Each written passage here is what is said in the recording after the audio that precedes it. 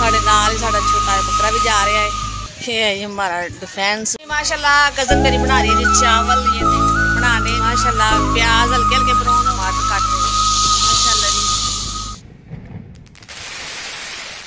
अस्सलाम वालेकुम प्यारे बहन भाइयों, क्या हाल चाल है? मैं ठीक ठाक उम्मीद करती हूँ कि आप सब भी ठीक ठाक होंगे, जहाँ भी रहे खुश रहे, आबाद रहे, हंसते रहे, मुस्कुराते रहे। तो ये भाई आज की सुबह आज के व्लॉग का करते आगाज़। देखो बहन भाई हमारे साथ साथ जो भी घर का काम होगा रूटीन होगी सब बहन भाइयों से शेयर करेंगे। अल्लाह ताला सब अपने ईमान रखे आमीन।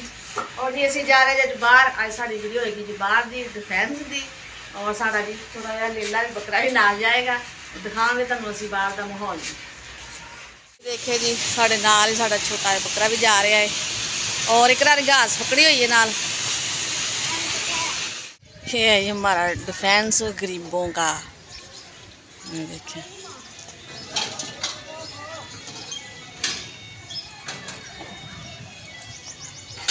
एक करा खड़ी है। आज काफ़ी धुप लगी हुई है, मौसम सही है, साफ है, और हवा भी चलती पई है। और जी मैं दवाई लैनी सी करा दी, बुखार और नज़ला ही बहुत ज़्यादा, खांसी वगैरह, और ये दवाई दी थी डॉक्टर ने, और है जी गोलियां दो मंगाया उन्होंने बाहर दी लेके दी है। पर्ची कहते बाहरों लवो मेरे को दवाई ली सी फिर रास्ते में पंप का घर सी पंप घर आ गए। मैं चलो उधर साह लैके जाने, गर्मी भी काफ़ी है, और आगे उन्होंने मंगवाई थी बोतल साढ़े वास्ते। कहते यूट्यूब पर आए जी साढ़े वास्ते मिठाई भी मंगाई उन्होंने। ताजे ताजे गुलाब जामुन आ जाए जिस सारे मैं ही खाने वैसे। इन्होंने बकरी रखी हुई है, ये देखें जी काली और सफ़ेद, और इधर खड़ी है जी इकरा। की खिला रहे हो? बिस्किट खा गई है, बकरी है। कलर कितना प्यारा है, डर रही है। उन्होंने तुम देखा नहीं ना, तां डरदी पई है। ये है जी मुर्गी और मुर्गा टोकरे थले ताड़िया है, धोपे छाह दे विच बैठे हुए ने। इधर खड़ा जी मुनीब। हाँ जी मुर्गा बोलता है जी। वैसे डरन नहीं साडे को बकरी तुहाडी। वो कहंदी है किहड़े परौणे आ गए अज इन्हां दे घर। मुनीब कहंदा भी अपना बकरा वा छोटा जिन्ना ते बकरी माशाल्लाह वड्डी है, साडा बच्चा है ना।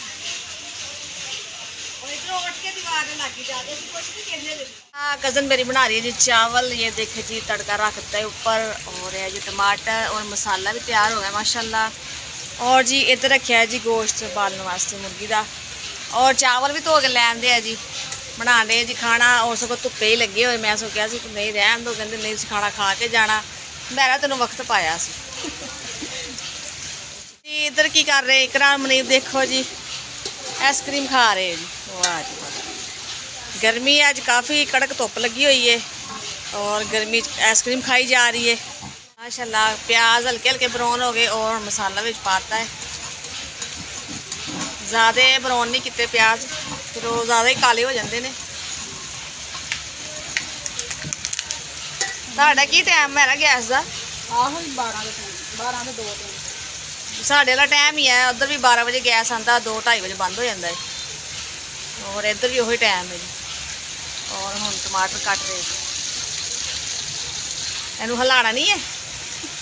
आ गया नाल ही ना सड़ जे, नहीं सड़ता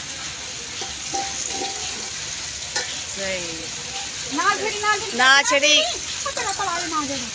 आपो अपना बनाने का तरीका है ना। माशाल्लाह जी टमाटर भी पा देते हैं, और मसाला भुज रहा है, लाल मिर्चा भी पातियाँ मेरा तेज ना करी।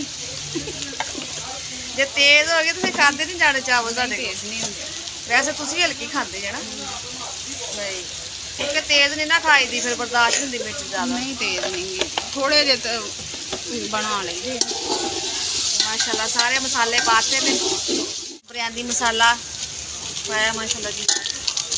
आज तो लगता वाह भाई मज़ेदार चावल पकने हैं। ठीक कह रही मेरा नहीं नहीं चावल नहीं, वैसे मैं तेरे हाथ दे खाते, लेकिन भी सालन जरूर मैं खाता। माशाल्लाह बहुत प्यारा बनानी है तू। और आज चावल पहले दफ़ा खाने तेरे हाथ। हाँ जी जरूर सही बनने माशाल्लाह। मसाले का कलर तो बहुत प्यारा है। गोश्त भी पाता है चावलों। और आज बननी है जी मज़ेदार बिरयानी। माशाल्लाह बिरयानी हो गई जी तैयार।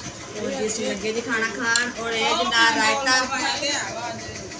आज जिस बहन भाई ने खाना है हमारे साथ आके दोपहर का खाना खाए बिरयानी। आज एक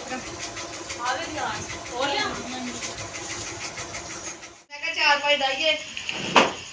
और माशाल्लाह घर आ गए मैं कपड़े तब्दील कर देने।